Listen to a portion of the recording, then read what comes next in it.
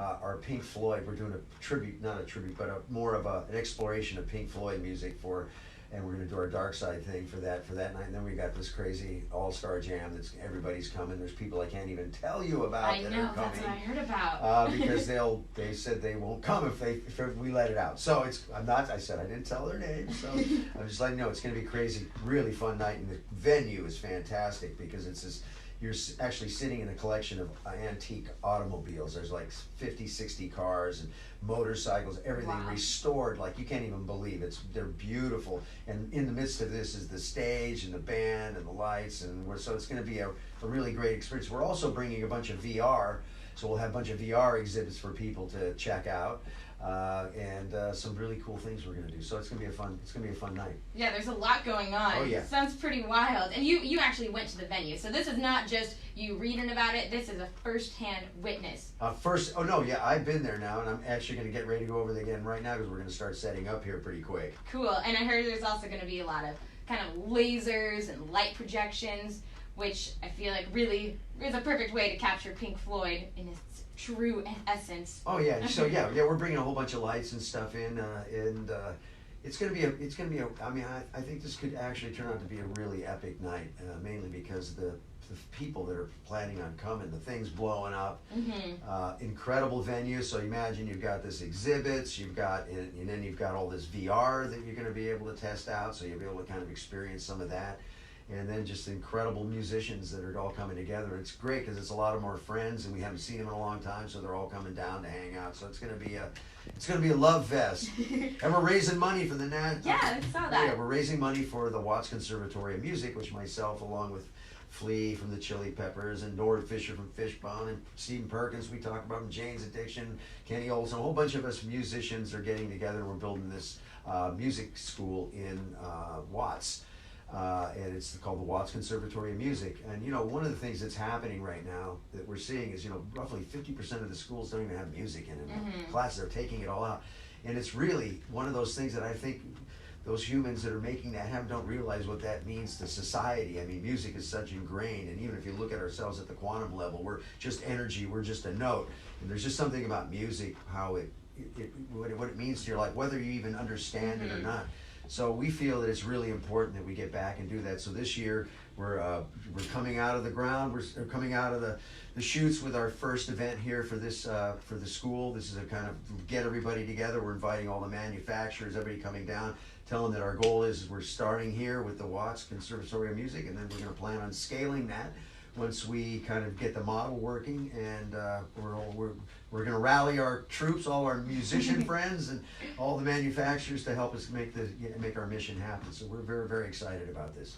Well, I love it, and I love what you're doing to preserve music education. Yay! Because I think that's so important too. If kids just go to school just to learn history, science, math, they're not going to get that much out of life.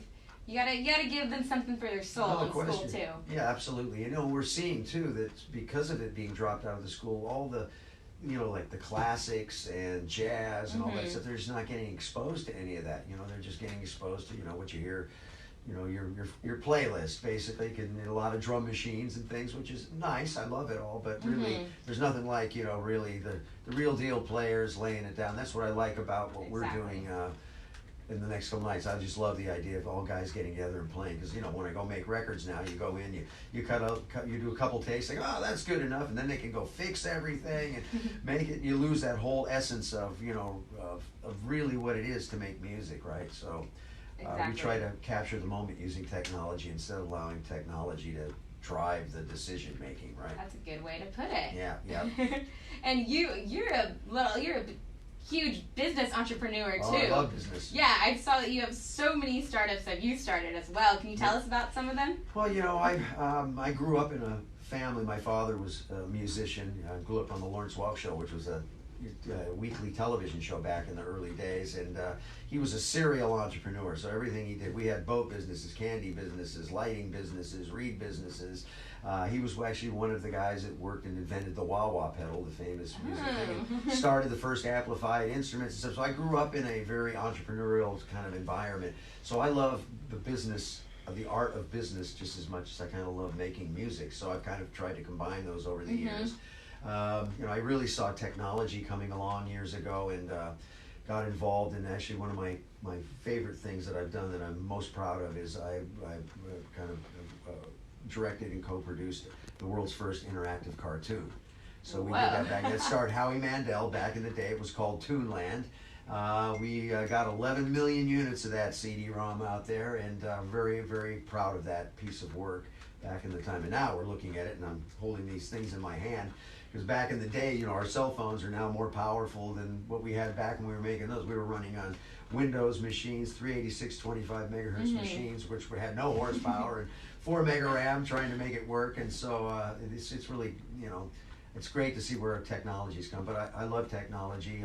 The new company that myself and Stephen Perkins we've started is called Think Experience. And our first Think Experience has been a Think Floyd experience in a 360-degree immersive dome, yes. which you should come to. Oh, I am coming. We're doing that again for anybody out there. We're doing it. It's at a place called Wisdome, LA. It's a great venue. You actually lay there in the dome. You're completely surrounded by visuals. It's almost like a shared VR experience. And we playing Pink Floyd with Stephen playing drums and Tony Franklin playing bass from The Firm, and Kenny Olson from Kid Rock's band. So it's like this kind of great musicians doing the exploration of Floyd in this 360-degree immersive experience. I guarantee you have never experienced a concert like this ever. And I feel like Pink Floyd is perfect music to have that experience with. It is perfect for that, right? Yeah, it's great. Well, I love how you're combining music and technology together, and you know what you were saying, you weren't letting technology take over music, but instead kind of fusing it together. Well, you know, what's happened is you know, you can't sell music anymore. That game is over. It's done, right? You know, streams, and you know, the big boys can make some money in streaming, but most don't make much in streaming. So what can you sell today as an artist? The whole game is really about, you can sell the relationship, if people like you, the lifestyle, and the second thing is the experience.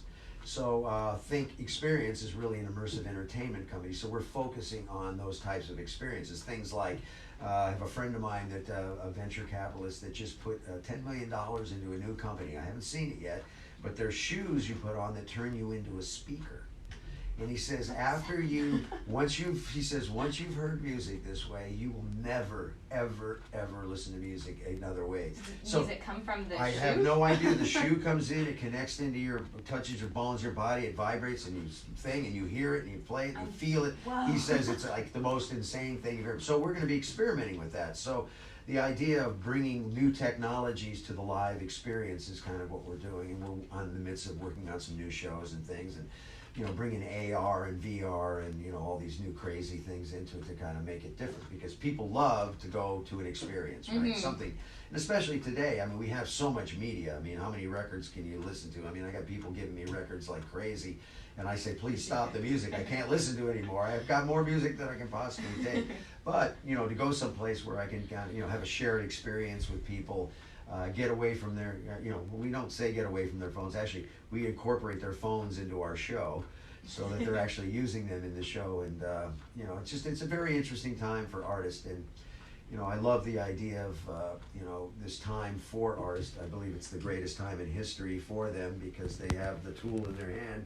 I mean, a worldwide broadcast network in your palm of your hand. I mean, it's unbelievable you could even think of that even being possible. And, you know, the game is whoever owns the audience wins.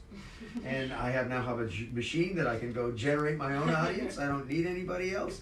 I just need to figure out what they'll pay for, right? So if I can figure that out, then you can build a real solid business these days. It's a pretty crazy time, yeah. I like how your brain works. Thank you very much. It's a very interesting and unique way of doing this technology and music thing. I love that. If those folks that might be coming to NAMM, I'm going to teach a master class on a process I call SPACE, which stands for Story, Plan, Army, Conversion, Education. It's basically a formula for artists to how to make money. I mean, everybody's teaching. You go to NAMM, all these people are teaching you how to play stuff and do that, and I'm going, well, how do I make money once I do that? So I'm really kind of focused on how to build a business out of this. So 3 o'clock on Thursday at NAMM in the Hilton, I'll be there teaching my class. And so if you want to learn about how to if you're an entrepreneurial spirited artist that wants to turn his hobby into a real business, then come on over and we'll teach you a little about space. Yes, for those registered for NAMM. And if you're not registered for NAMM, you can still get some of this experience at Dark Side of the NAMM in case you just tuned in, Yep. which is going on tomorrow Yep. at the Highway 39 Event Center. Yeah. Scott will be there with Stephen Perkins from Jane's Addiction and a huge lineup of all-star musicians playing the music of Pink Floyd and more. Oh yeah, then we got a crazy guest. I want to talk about a couple things. We're also going to be introducing Feng Yi. Have you ever heard of Feng Yi? I don't believe I have. Okay, Feng Yi is like blowing up on the internet. He's a 12-year-old Taiwanese ukulele player. Ooh. And he's been on Ellen. He's been on all the shows. He is. I don't even know how to explain it. It's amazing. It was so funny. When I found him online, I said, "Hey, we're doing this thing at NAMM. Would you come play with us?" And I said, "Do you happen to know any Pink Floyd?" And he says, "Boom!" He sent me like 8 links, and he plays all the songs, all the parts, everything by himself on a ukulele. So he's comping the rhythm section, and he's playing the melodies, and he is an extraordinary talent. And so because of our whole thing we're doing with teaching in the schools, so we're bringing him in. We also have Reese Malone, who's a 13-year-old guitar monster that's coming in. He's coming in, and also Ray Gorham, who is a 17-year-old virtuoso. So we got to have all this young talent mixed in with all these greats. It's going to be an incredible night, and I'm telling you, just come. It's worth coming just to see Feng Yi, because he will blow your mind. I guarantee it. That's all we should be talking about. Let's just talk about Feng Yi and come see Feng Yi tomorrow. That's all you need to know. Yeah, Feng Yi. Yeah, and so this is actually the Dark Side of the Namm is actually part of a thing that I do with Empower Logic every year. Who's my partner on this? And it's called Nights After NAMM. So we've been doing it 3 years in a row. We did them at the House of Blues. This year we're doing it at the Highway 39. But it's a great hang. Come down. I guarantee you will have a wonderful time. It's going to be. I think it's going to turning out to be an epic night, especially now that we're seeing all the people that are going to show up. It sounds like it. Well, do you have? We'll take a little break, play a song, and then we'll get back to chatting. Do you have a song you would like to hear? Oh gosh, I want to hear a Jane's Addiction tune because I want to get inspired listening to Perkins. What do you got? All right, let's see what shall we do here? And Stephen, we gotta get him. We're gonna bring him back in a minute. Yeah, he's gonna call in. Yeah. So let's see what we got. All right, get the good Jane's tune for Perk. All right. One of the greatest drummers on the planet. I love that guy. He's so. I mean, it's just different. His soul, his feel is extraordinary. And I played with a lot of drummers, and I gotta tell you, I love playing with Perkins. Well, I'm excited to see you guys play together, as we all should be. And if you want tickets for this jam session, this huge event going on tomorrow night, go ahead and call in. Later we're going to be doing a trivia question, so if you for some reason can't call in right now, be sure to pay attention to this interview because that's where the question will come from. But go ahead and give a call. I guess we already got callers. They know the number better than I do. I had to write it down. 949-650-1015. 949-650-1015. And you're listening. And in just a little bit, we'll be talking also with Stephen Perkins from Jane's Addiction. I'm going to call him. He's saying, no more? I'm going to call him right now. Should I call him? Yeah, call him. Let's call him. We'll get some chatting in with him. And we just heard him drumming about that on Jane's Addiction Mountain Song. Yo, buddy. So we just played. You're on the air again. I'm putting you on right now. We just played a Jane's Addiction song, so we listened. You were good. That was Scott's request. I requested it. Can you hear me? I can hear you loud and clear. Perfect. Okay. Hi, Stephen. Can you hear me? Stephen Perkins. The drums. How you doing today, Stephen? It's been a wonderful morning. I got up early, got my little son to school on time, and enjoying putting together the big set list for tomorrow's big jam. Yeah, we're. I love playing drums, but when you're planning a set list, you really actually have to have a lot more patience. I usually thought everybody had it. Everybody wants a little piece of the action, and I'm trying to get everybody happy. It's like herding cats when you're dealing with musicians, right? Yeah, I mean, as a drummer, it's quite easy to just find the song and the tempo and kind of lock in. But I understand if you're a singer or a guitar player, just certain tunes that you feel like you play better than others or sing better than others. So I'm trying to make everybody shine and give them the chance to have the big event moment on stage. It's already happening, but it's fun to kind of figure out who's going to do what song and who's going to play that guitar solo, etc. So that's where I'm at. But things are great, man. Yeah, I told her, like I was saying, it doesn't matter any of us as long as we got Feng Yi, we're good to go.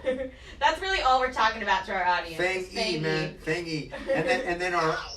There's some old, playing music that we grew up on. I'm 52. And the way he interprets it and the way he feels it, it feels like he's known the song since they came out in 1972. It's just, it's unbelievable. He really just gets deep, and he's like an onion. There's layers and layers and layers to his musicianship. Yeah, it's crazy how many songs he knows too. I mean, it's amazing. I heard one thing he played like I just learned the score to Star Wars, right? Like wow. And doesn't that just give you so much hope for the future generations? Oh, yeah. There's still rock and roll and just music coming, you know. Yeah. It all depends what instrument you give him, because 100 years ago that soul was playing piano. 60 years ago he was playing guitar. Now a lot of those kids and those creative minds have a laptop. But if you do give them a ukulele or a guitar or a piano, they'll use that as the vehicle, and so it's all about the creative side is still there. It's just get the right vehicle for them so they can interpret. It went from obviously people that painted, and all of a sudden you had a camera, and then all of a sudden you had a film camera, and then you had a video camera. So things get taken out of the picture, but it doesn't mean the art is gone. It's just it keeps changing, and the vehicle changes.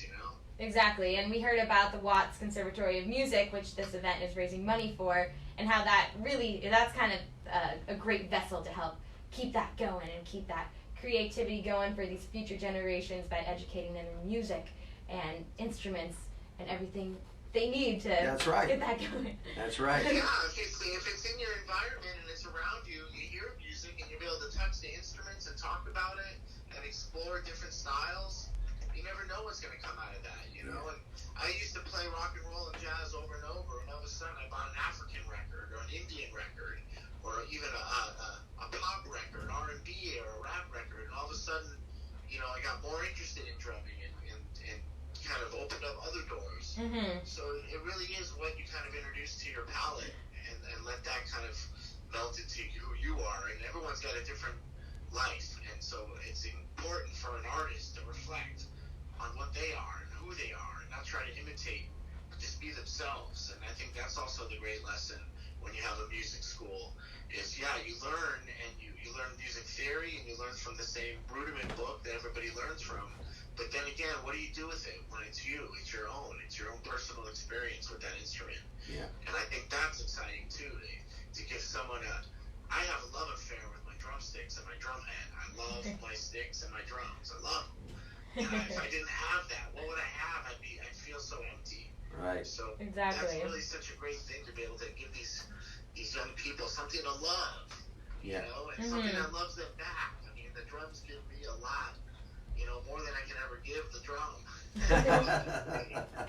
I really believe that. Right. And I read that you got your first drum kit at your bar mitzvah back in the early 80s. Did you find it was love at first sight, or did you have to build up a love for it? Well, I started on pillows. I played pillows for 5 years, from 8 years old to 13. So I got really good at my pillow. But it's true, when I got a drum set, the volume and the sheer power was a new friend I had to make, and it was love at first sight, love at first hear. But I actually had to learn how to play these drums because I wasn't playing a pillow. It was a different response. It was a different sound. The rebound was different, and of course the actual, when you see a music wave, be it a staticky zigzag wave from a high pitched sound like a cymbal or a guitar, or a slow moving wave like a sub, a bass drum or a bass guitar, you start to realize the power of the drum, what's happening in the room, and people that are around you are feeling this power. And hey, I don't play pillows anymore. I play drums. I want to know more about this pillow thing. How do you play pillows? Are you ever going to go back to your roots and maybe do a pillow drumming show? The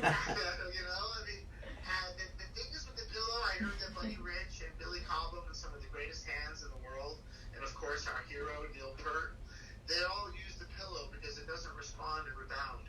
So you have this power of your wrist and understanding how to pull the stick away from the pillow and not just hit something, how to pull it off. Wow. And I think that also the trick is not only hitting, it's when you don't hit, that's the rhythm. You can't hit all the time, you have to have a silent moment. And that silent moment matched with a strike becomes your rhythm. So the pillow really does kind of bring that awareness to the surface. Wow. It's a strange theory, but it's there. You know what's nice about that too? Mom likes that because I mean everybody hates drums when you're learning to play them in your house. It's all that noise. I know I used to like when my practicing. I had in my bedroom. I took my little closet. I had a little tiny closet. And I put a chair in there with all the clothes so that I could sit up all night long and practice in that little tiny closet. The things we do, right? Just to practice. Exactly. Was that with just the trumpet? That was when that was trumpet back in those days because I was a trumpet player, and I would sit in that dang closet for hours. And I'm telling you, it was like 2.5 feet by whatever in the clothes. I just pushed them down to one end, and I hung a little music stand there, and I go for hours, right? That kind of stuff. You got to make do with what you got. That's it. So if you can't afford an instrument, look at all these options you have. Yeah, it's Look around your house. it's my equivalent to the pillow. The sport coat. And you still have that love affair on your lip against a piece of, an instrument you can blow your brains out with. Whatever you think comes out of your mouth right into the instrument from trumpet to saxophone. Yep. So that's the greatest thing about what we're working on here is getting the school built, but also not just this school, every school that we can get our hands on. Let's get some instruments in there. Let's get some instructors in there. Let's have clinics. Let's have master classes, drum circles. Let's just stimulate this as much as possible because how the world is turning in so many different directions, and usually not the right version in how I would see it. I would see more drum circles and more barbecues. Other people like to have battlefield. So I'm with you. Spread the music and eat, dance, and be merry, play music, and as a drummer, that's the best thing I can do is play and make people move their body, and that's a real source of healing. Right. So I think music, I'm not going to say I'm a healer, but I think music heals, and I'm happy to be a musician. I definitely agree with you on that one.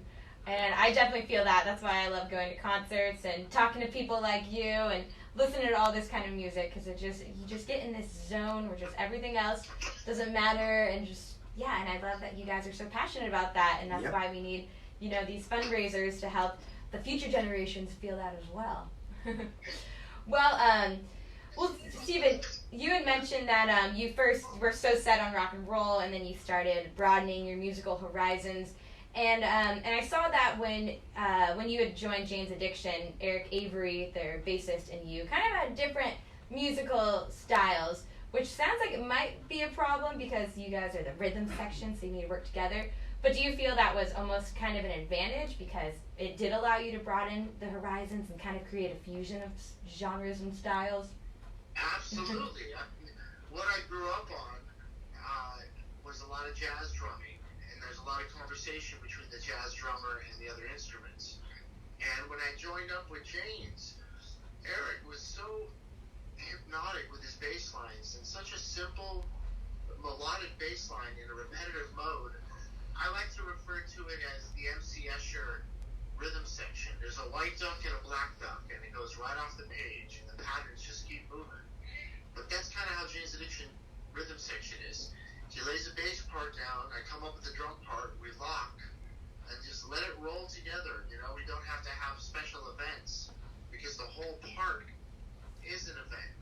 And not like Sabbath or even, Scorpions or Iron Maiden, some of the newer metal, or even, some of the more the bluesier stuff with Zeppelin. There was a lot of jamming. But with Jane's Addiction, the jam happened. But the bass player, if you listened, always kind of kept that straight road. Eric always had this very, I guess you can say sophisticated, but then again, plain and simple part you can grab onto. It was very melodic. But then again, it never changed. So that gave me, and of course Navarro and Perry, the chance to kind of fly around it. And I would be very alert of Perry's phrasing and what word he'd say. And if he would say a word that meant something to me, I would reflect on it. And I knew that Eric would be right where I left him. And if Navarro was doing something spectacular on the guitar, I would like to follow that. And I come back and there's Eric. He's still rolling that bass line. Either Had a Dad or Mountain Song or Pigs. And it was just such a confident pillow I was able to lay in. So he gave me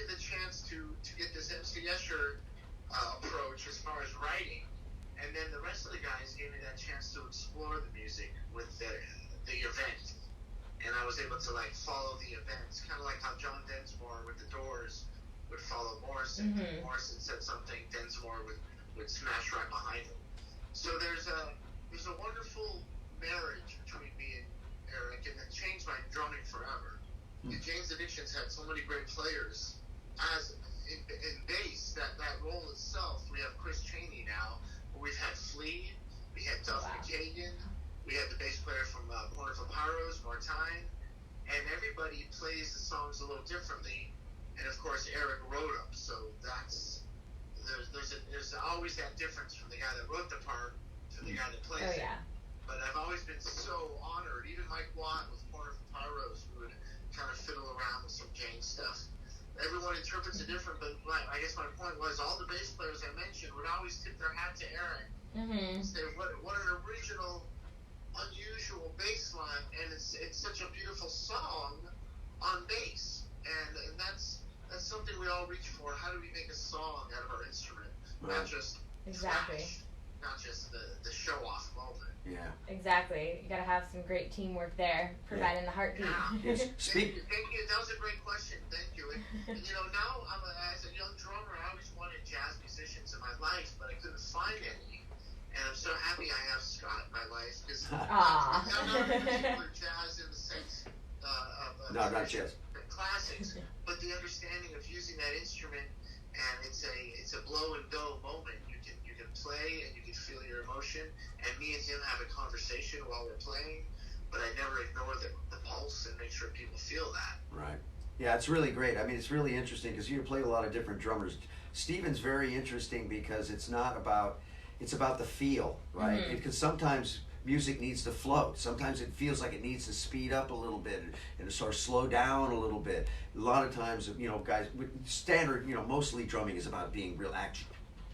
And Stephen's actually the first one that actually really kind of moves. So I'll play licks and he'll follow those licks, and and I love rhythm. So I try to play very rhythmically as a saxophone player, less about and melodically. I try to keep my melodies very simple so people can follow along. But rhythm is a big deal. So I mean, the first day we played together, it was a love fest. I mean, it was crazy cool. So I knew at that moment, because we both feel time in a very similar way.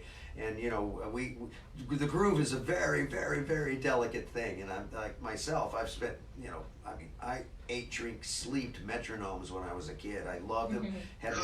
I had one of the very first Lynn drum machines, one of the first 5. I went and got that thing right out of the gate. So I've always, spent a lot of time with those things, and sort of play with somebody that has that sense of feel, because a lot of people can hit the drums, but it's really that unique feel. And when we add Tony Franklin in, and then our who was just a monster bass player, him and Perkins, they are like a glove. Because it's interesting as musicians, sometimes you can put two different a bass player and a drummer together, and they're both great, but it doesn't necessarily swing in the right kind of way. Yeah. So it just depends on the way each of the guys feel. And him and Tony, Tony was with the firm with, obviously playing with Jimmy Page and stuff all those years, who's all monstrous. These guys, it's like glove. I mean, it's heaven to play. What's crazy about Tony? The Rolling Stones and Zeppelin wrote songs about this guy, Roy Harper. Right. Tony was playing with Roy Harper when he was 16. Wow. Yeah. And the Stones and the Beatles were talking about Roy, like, whoever gets around Roy is the real deal. Oh my God. Okay, this kid is 16 doing it. And so there is a sense of swing. And I always think of like Tarzan jumping from vine to vine. Before he reaches for that next vine, there's that moment, he's in the air, he knows he's going to land it, but you're free formed. Yeah. And that's what happens with music. There's the next beat, it's there, it's waiting for you, just like that vine. Yeah. But you don't have to worry about it, just sexually, it's a sexual kind of sway. Like you let go and then you grab, you let go and then you grab. Right. If you think about it, you get too stiff, it doesn't flow, and then you're going to take, and then Tarzan falls. Well, it's like no question. Jeff Beccaro, one of the great all-time drummers from Toto and stuff, who was actually a real good friend. I grew up with him playing kid bands, and then I played in the band. He always called that space called the lope. Because what you can do is you can actually feel the beat before it actually happens. It's that dead air where that little thing that happens, and guys that have that, that's really the deal right there. It's in the space before you hit the drum. Yeah, I always is hear where that. You hear that pull where it just pulls you down, right? It's a special thing, and very, handfuls of those guys have it. Steve Ferrone's got it. Obviously Steve Gadd, Perkins. There's a these guys that really play, and yeah, we love that stuff.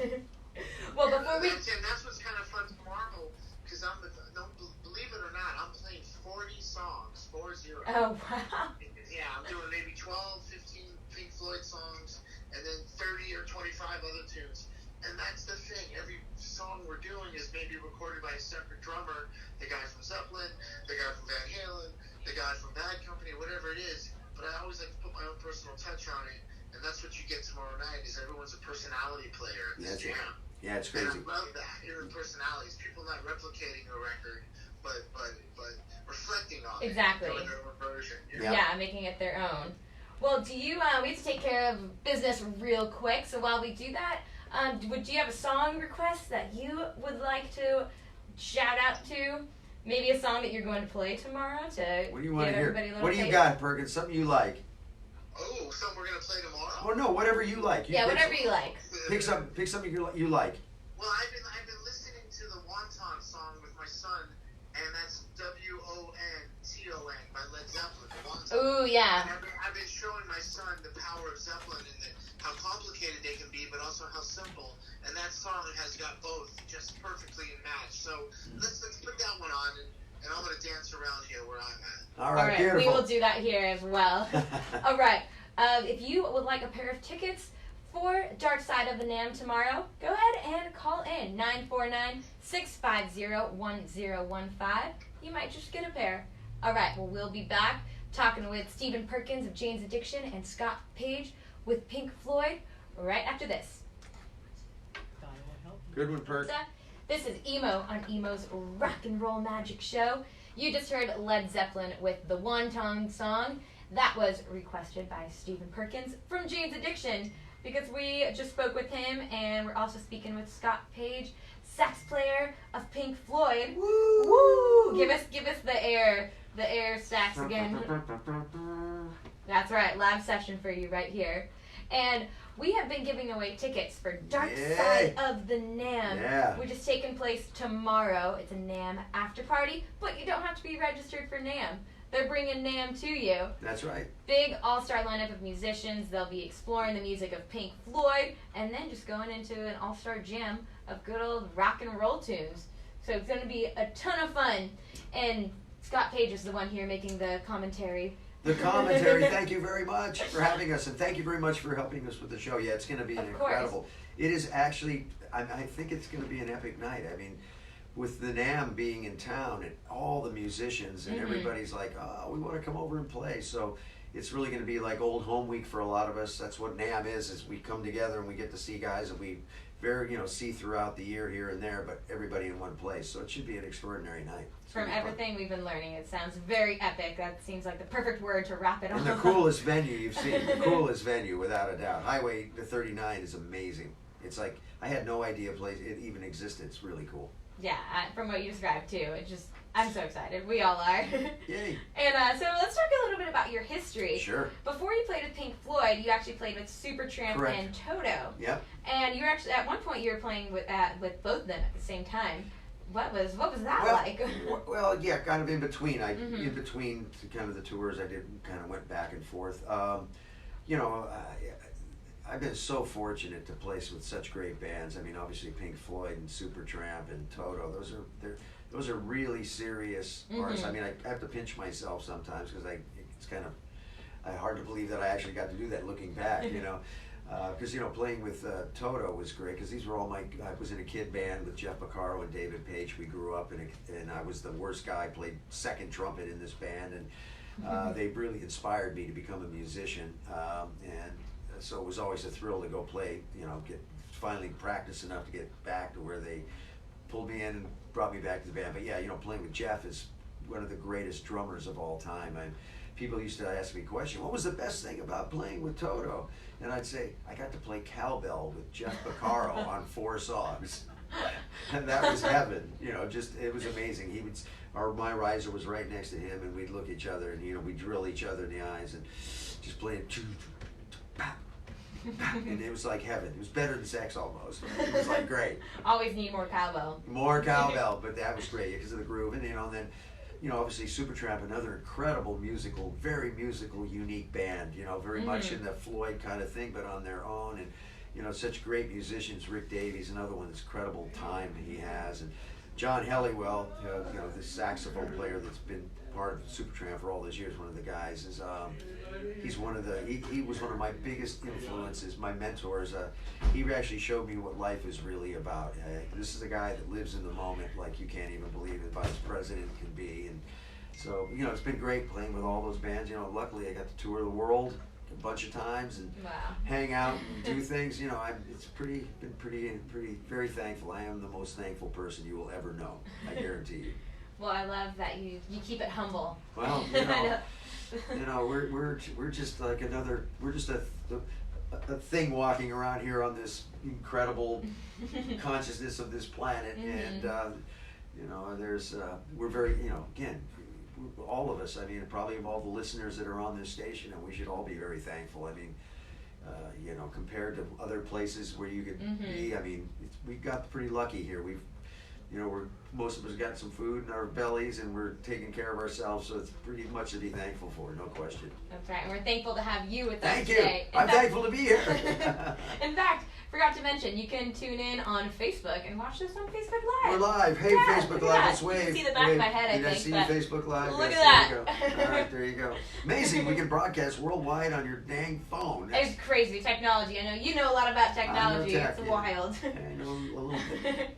So after Supertramp and Toto, David Gilmour asked you to do some recordings for Pink Floyd. How did you get linked up with him in the first place? Okay, so we were doing a Supertramp album, and Dave came to play on the album to guest.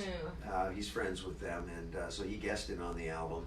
And that night, I was playing a gig just down the street from where we were in the studio at Rick Davies' house, and so I said, "Hey, Dave, come on down and hang out." And we had this band called the Hang Dynasty, and it was, Lee Sklar from Phil Collins' band, Jeff Baxter from the Doobies, and all of us, and we were playing in this little club. And so Gilmour came down there and hung out and played, and we then he invited him to an event I was doing a week later, and he ended up showing up at that. The next day he called me up, or 2 days later called me up and said, "Hey, would you come put some solos on the record?" So I went and put some solos on the record. Then I got a call a couple of days later saying, "Hey, would you want to come join the band? We're getting ready to do this whole thing." It was funny, I almost didn't take it, which was interesting. I can't believe it. To be honest, at that time I knew nothing about Pink Floyd. Oh, really? I was going to ask you if you were a big fan. I actually knew nothing because I was, so into, Junior Walker and Stevie Wonder and kind of all the R&B, where the saxophone players. Wasn't a lot of saxophone world going in the Pink Floyd world, and I almost didn't take it. And I said, "Well, let me think about it." And so I called a few friends of mine up, and they're like, "Are you crazy? You got to do that gig." So I remember running to Tower Records that night because it used to be open 24 hours. Vinyl. How it should be. And bought some Floyd records and stuff. Came home, listened to it, and then I called them up and said, "Yeah," and I'm very thankful. I mean, that's been definitely a game changer for me life-wise, is the experiences and to play with such great musicians. And again, Dave Gilmour is one of my all-time hero, guru, mentor music guys. He really changed my playing in the sense that he made me realize that it's all really about the melody, because he plays melodies. He's the greatest melody guitar player. I mean, they stick. People know those solos. I mean, even when we do the Floyd shows, we have to do, the guitar players have to play at least nod to the solos, because otherwise they'll be, "Well, what are you talking about?" It's almost as important as the lyric. But he really changed my playing. Most saxophone players, we learn to go, "Ba ba da ba ba da ba da ba." We play all these millions of notes, and then I listened to Gilmour, and he could kill you with one note. Right? And it's like, why do I have to play all that? And I realized that he just plays those beautiful melodies, so I've now really tried to be more melodic in the sense, and think about the phrasing and the spaces, because really the music happens in the spaces. It's when you don't play. It's not just what you play, it's what you don't play. Exactly. It's really the thing. So exactly, kind of adds like a bit of drama. Yeah, of course. And I used to love Gilmour, watching him. He'd play something, and then he'd while everybody's sitting there, and he'd just walk over his thing, and he'd start turning some knobs, and not even care he's in the middle of a solo, and then he'd turn around and pick up again, and everybody's like, oh, that was great. You know, the dead air was just as good as the actual playing. So, yeah.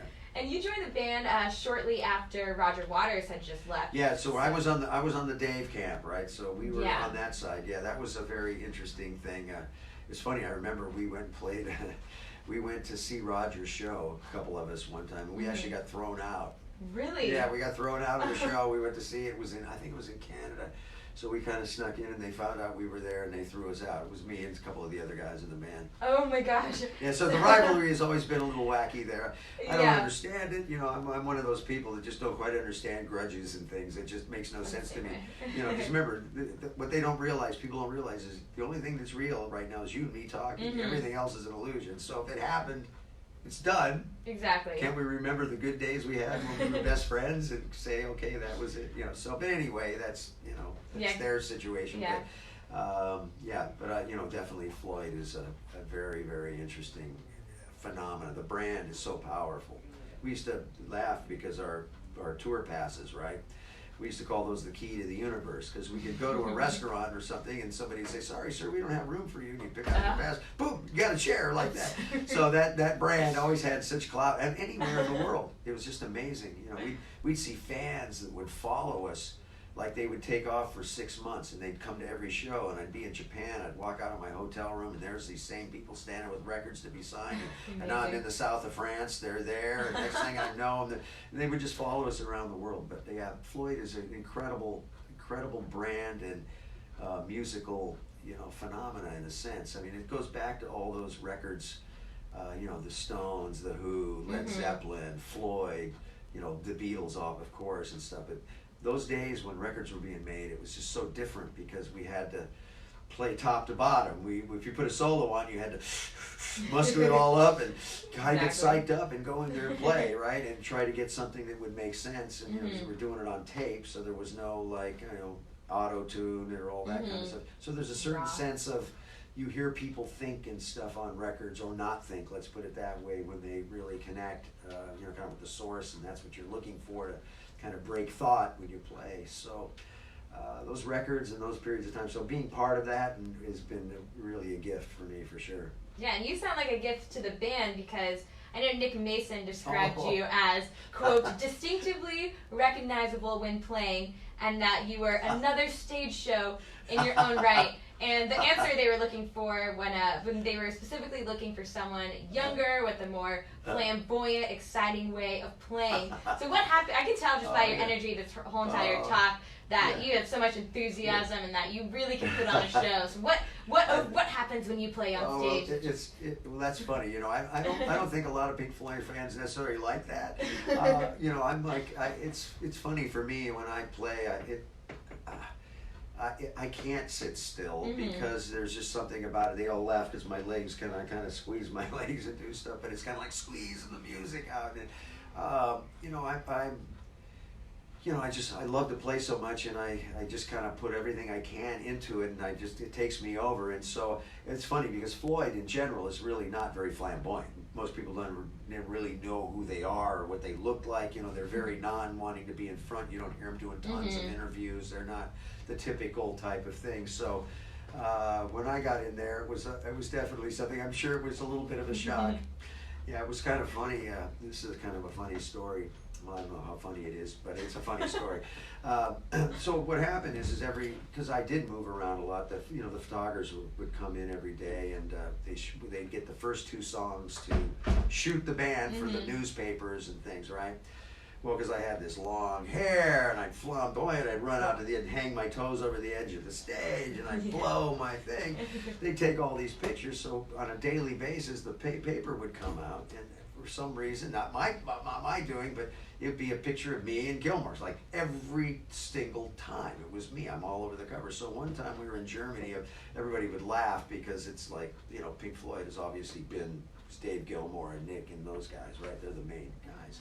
But because of this flamboyant, the hair fly and this stuff, for some reason they thought I was photogenic and they put me on. So one day we're in Germany, and there was a magazine that came out that they put on every chair in the stadium. And I was on the cover of that thing. thing. And so I walked into the dressing room, and they had put this thing all over every wall in the thing. So there was a picture of me. So it was kind of funny. But yeah, I've always been a little flamboyant when I play. I don't know why. It just sort of happens. I don't really, part of it is show business, right? We need to. It's about entertaining, and so it's just become part of my style. Now I get to a point where I don't even really pay attention. I just play, and whatever happens, whatever I move around, and whatever I do, that's just what I do. Yeah. Yeah. Well, it makes me really excited to see you then. I haven't seen you yet, but I think our listeners are also. You got this. Sounds like you really put on a show. We put on a show. We had some fun. Yeah.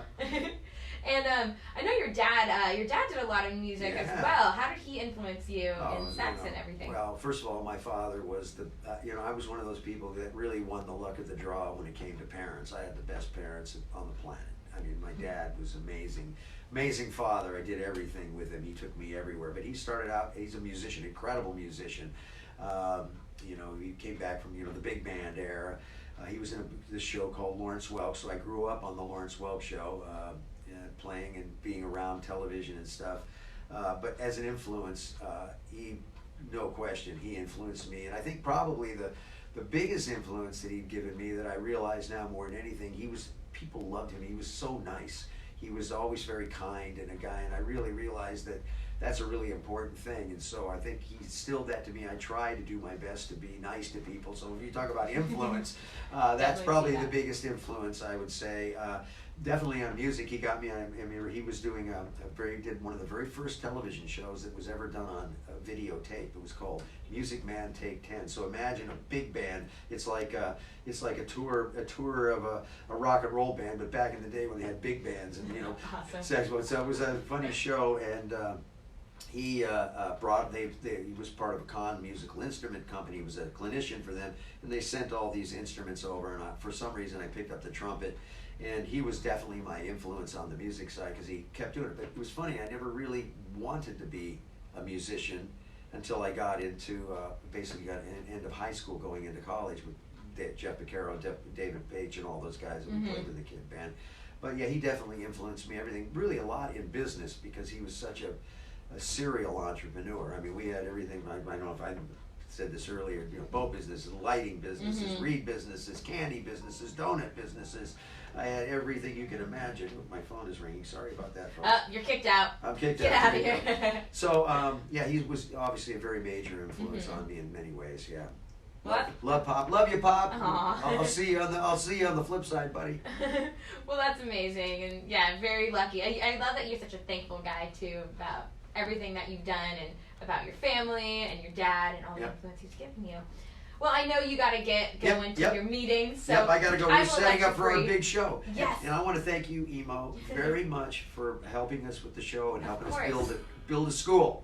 Of course, we want to get that school built. We're on a mission. So thank you for everybody at KOCI and Brent, who was really cool to allow us to do this, and obviously Foreman and stuff. And so thank you all very much, and hope to see all you folks there. It's going to be an epic night, and have a good one. Yes. Check out Scott Page tomorrow, Dark Side of the Namm. We're giving away tickets, so give a call if you want some. We're going to throw in some trivia questions, so hopefully you listen to the interview, because they'll be pretty easy. But go ahead and call in 949-650-1015. Let's play a Pink Floyd song. What do you want to hear? I don't know. Let's see. I don't know. I don't know. I've been playing them a lot lately. I bet. Play Comfortably Numb. All right, that's there classic. You go. You can't go wrong with Comfortably Numb, right? All right, we're getting some Comfortably Numb. Pink Floyd. Maybe you'll hear this. I don't know. Tomorrow I'm at the Pink Floyd Exploration at the Dark Side of the Namm. All right, we're gonna play Comfortably Numb right after this. There you go. Thank you so much. Thank you. This is so fun. Do you have time for a quick picture? Come on, I got time. All right. I got farewell Facebook Live. Facebook Live. Goodbye. Thank you for watching us. Come to our